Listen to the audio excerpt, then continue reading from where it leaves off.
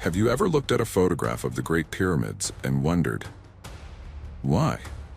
Why did ancient civilizations with no modern technology build these colossal monuments? For centuries, we've told ourselves they were tombs for pharaohs or temples for gods. But what if that's only half the story? What if the true purpose was something far more profound? What if these structures weren't built for the Earth, but for the cosmos?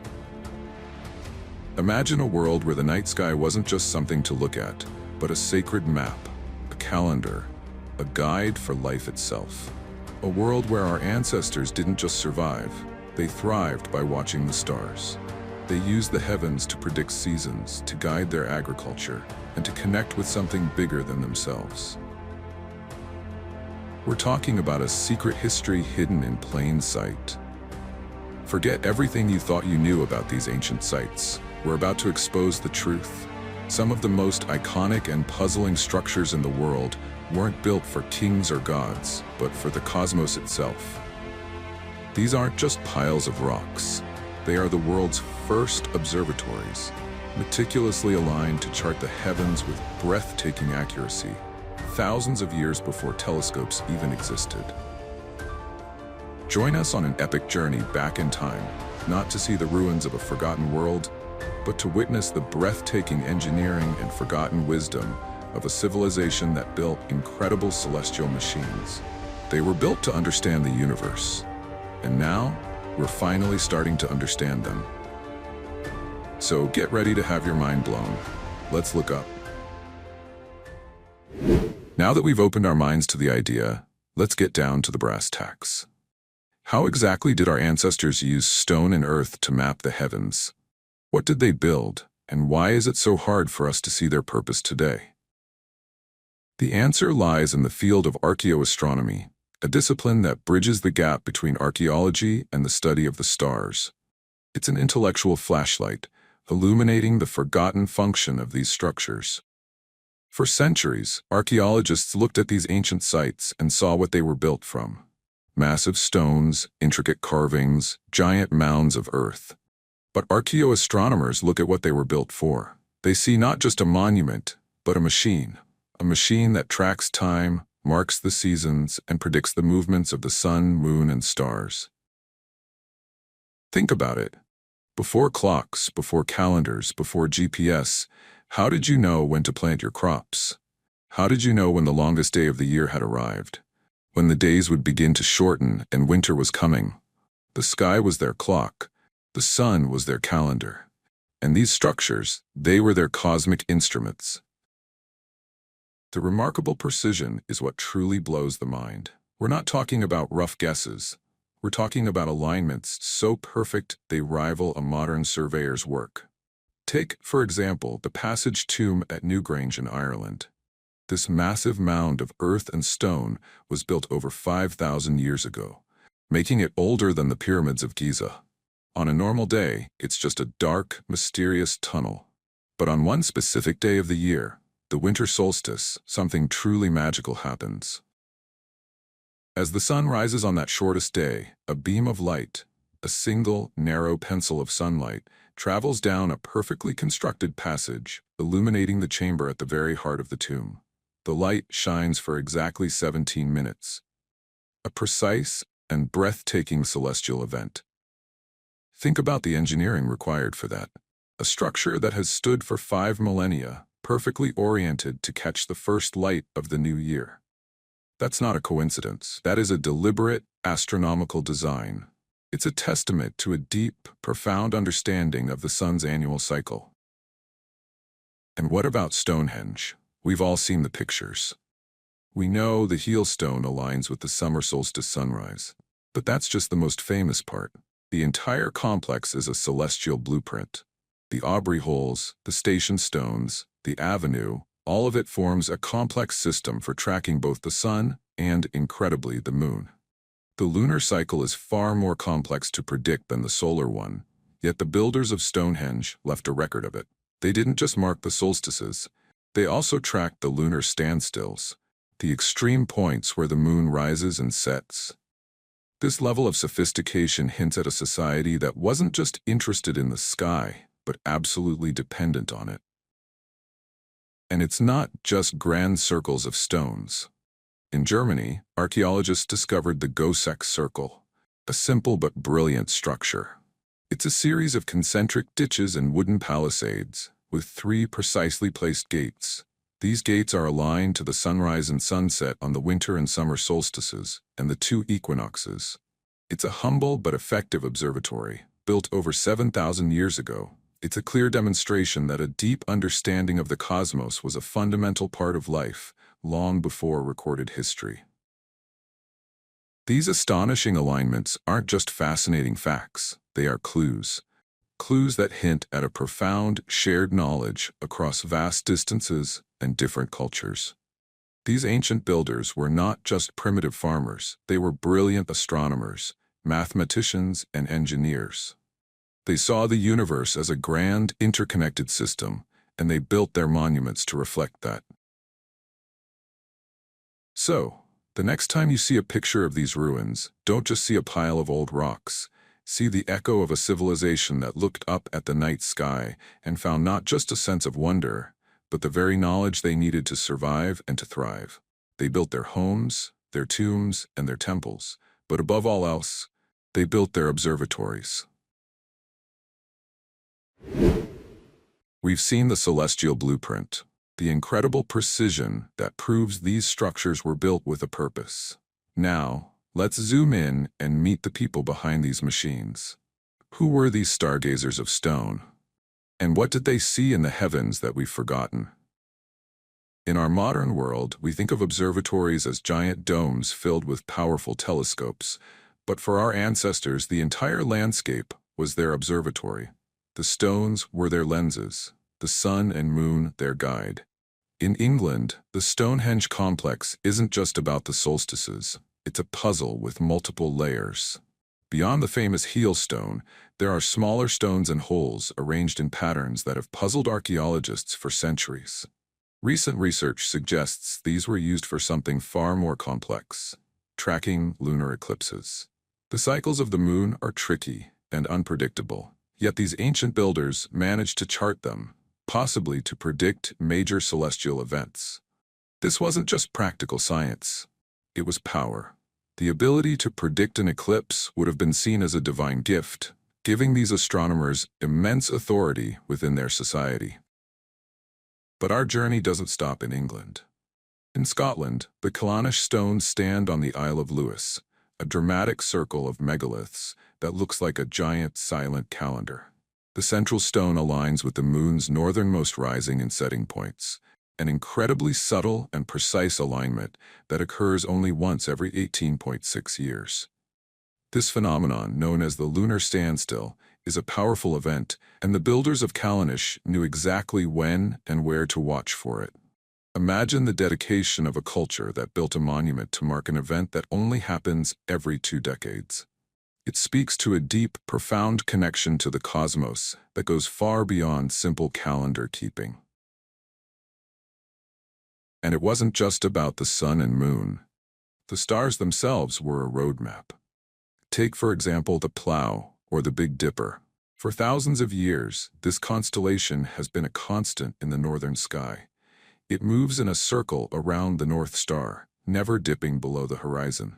The people of ancient times would have used it as a constant compass, a guide for navigation, and a symbol of cosmic order. Some theories suggest that certain alignments in places like Stonehenge may have been used to track the rise and fall of specific constellations at different times of the year, signaling the changing seasons for planting and harvesting. But who were these people? They weren't just scientists in the way we think of them today. They were likely a blend of astronomer, priest, and leader. Their knowledge of the heavens gave them a unique connection to the gods and a sacred responsibility to guide their people. Imagine a world without artificial light, where the night sky was not just visible, but a part of daily life. These people lived and breathed under a blanket of stars. Their observations weren't done from a laboratory, but from a sense of wonder and necessity. They would have passed this knowledge down through oral traditions, with a select few holding the sacred secrets of the cosmos. The monuments they built, weren't just instruments. They were community centers, places of gathering, and sites for ritual. The solstices and equinoxes would have been major festivals, with the entire community coming together to witness the sky's predictable dance. The light entering Newgrange wasn't just an astronomical marker, it was a spiritual rebirth. The sun rising over Stonehenge was a communal affirmation of life and continuity. These were places where science and faith were one and the same. What's even more remarkable is that these ancient observatories were often built to last for thousands of years. They were designed not just for a single generation, but for all future generations. They are an enduring legacy, a message in stone from our distant ancestors, reminding us that we are all, and have always been, connected to the stars.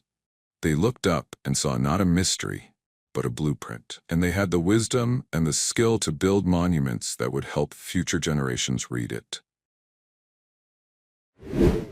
So far, our journey has taken us to the ancient landscapes of Europe. But what if the impulse to map the heavens was not unique to the Celts and the Neolithic builders of Britain? What if it was a global phenomenon? We're about to discover a shared understanding of the cosmos that transcends oceans and continents, suggesting that a universal human curiosity was at work. Our next stop takes us thousands of miles away, to the jungles of the Yucatan Peninsula in Mexico, where the Mayan civilization flourished. Here we find the iconic city of Chichen Itza, and within it, a circular stone structure unlike any other. They call it El Caracol, or the snail, because of its winding internal staircase. For a long time, its purpose was a mystery. But as archaeoastronomers studied its windows and alignments, a breathtaking truth emerged. The windows of El Caracol are not just randomly placed openings. They are precisely aligned to the extreme rising and setting points of the planet Venus. Venus was incredibly important to the Mayans. They saw it not just as a planet, but as a representation of their war god, Kukulkan.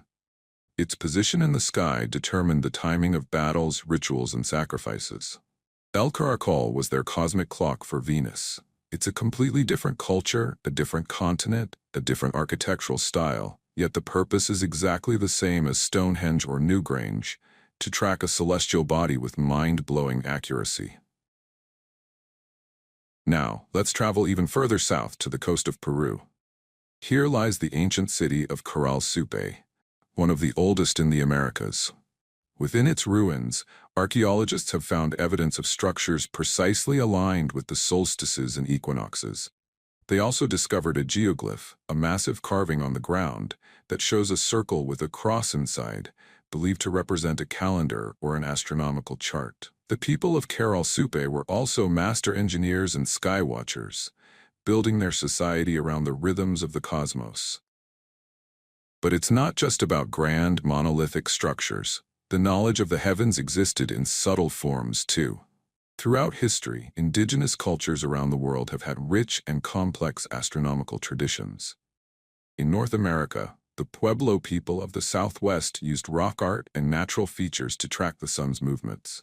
At a site called Fajada Butte, they found a sun dagger, a spiral rock carving that is perfectly bisected by a dagger of light on the summer solstice, created by two large slabs of rock. This wasn't a built structure, but a clever use of the natural landscape to create a powerful astronomical calendar. And what about the original inhabitants of Australia, the Aboriginal people? Their traditions are perhaps the oldest continuous culture on Earth, and their knowledge of the stars is profound. They didn't build stone circles, but they had a deep understanding of the cosmos, passed down through oral history, song, and dance. They used the dark spaces between the stars, what we call nebulae, to identify constellations like the emu in the sky. Their night sky was not just a collection of bright dots, but a living, breathing map of their spiritual world and their seasonal cycles. This leads us to a fascinating question. Are these structures and traditions just isolated coincidences? Did different civilizations, separated by vast oceans and mountain ranges, all come to the same conclusions about the importance of the heavens on their own? Or is there something more? Could these be evidence of a shared ancient knowledge network? A universal human impulse to look up and seek answers in the stars? The sheer global scale of this phenomenon suggests a universal human endeavor. The stars offered something fundamental to every civilization, regardless of their technology or location. They offered a sense of order in a chaotic world, a way to measure time, and a connection to the spiritual realm. Whether it was the Mayans tracking Venus, the Peruvians charting the sun, or the Aboriginal people mapping the emu in the sky, they were all speaking the same cosmic language. They were all part of the same human quest to understand our place in the universe. They looked up at the same sky and saw the same truth, that the cosmos is a blueprint for life itself. We've traveled the globe, from the misty hills of Ireland to the ancient jungles of Mexico, uncovering a universal truth, that our ancestors were masters of the cosmos. But for thousands of years, these monuments remained silent. Now modern technology is finally giving them a voice. The field of archaeoastronomy is no longer just about observation, it's about decoding. We are using the very tools of our digital age to unlock secrets etched in stone millennia ago. Think about the sheer scale of places like Stonehenge or the pyramids. You can't just walk around with a protractor and a tape measure. But today we have LiDAR, light detection and ranging. This technology uses a pulsed laser to create incredibly detailed, high-resolution 3D maps of entire landscapes and structures.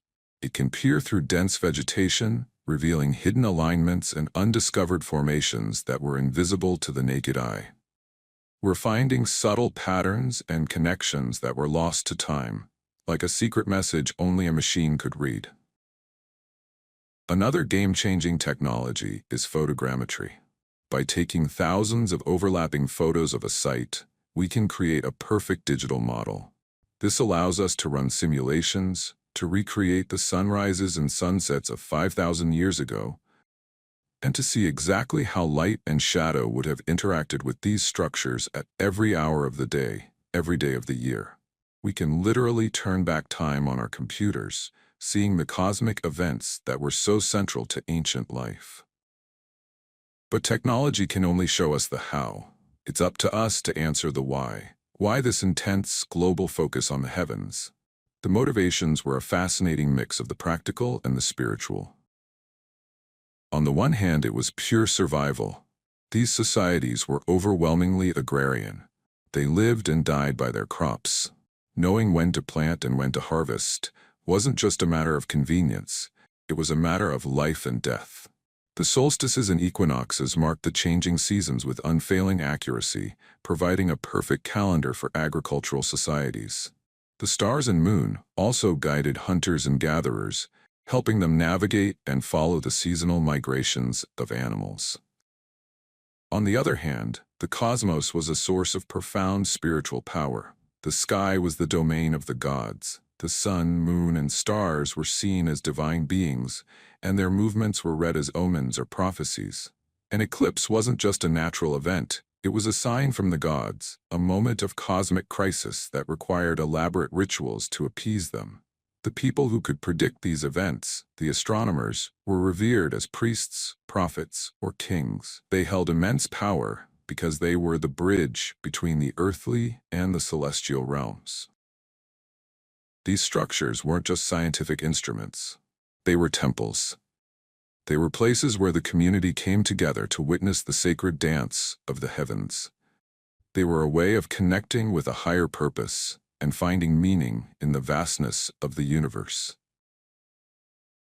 So, what can we in our modern world learn from this ancient obsession? Today, many of us live in cities bathed in light pollution. We've lost our direct, intimate connection to the night sky. We might not need the stars to tell us when to plant our crops, but our ancestors' profound quest to understand their place in the cosmos is a lesson we can all learn from. It's a reminder that we are part of something much, much bigger. That even without our digital distractions, the universe is a source of boundless wonder and inspiration. Our ancestors looked up and found both science and spirituality. Perhaps we can too. We've journeyed through time and across continents, from the meticulous alignments of Stonehenge to the planetary wisdom of El Caracol. We've seen that these incredible structures are more than just ruins. They are the enduring legacy of our ancestors' profound connection to the cosmos.